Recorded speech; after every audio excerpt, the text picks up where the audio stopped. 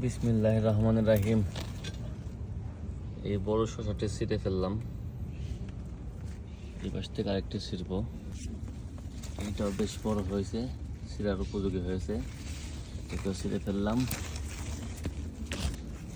আর এখানে দেখতে পাচ্ছেন বন্ধুরা, এখানে একটু বড় হয়েছে, এটাকে হয়তো বা বেসন রাখবো, এখান থেকে বীজ সংগ্রহ করবো এটার মধ্যে থেকে। আমি এখন প্রতিদিন সকালে ঘুম থেকে উঠেই 2-3টা করে শসা খাই, এবং গাছ থেকে শসা ছিঁড়ে খাওয়ার আনন্দটা অন্যরকম হয়, অন্যরকম ফিলিংস।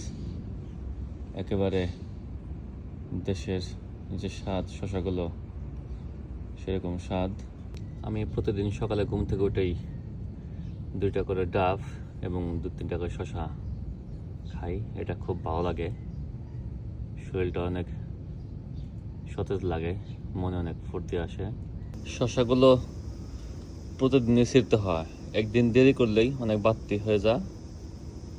তাই প্রতিদিন সকালে ঘুম থেকে উঠেই আগে শসা ছিঁড়ে গাছ থেকে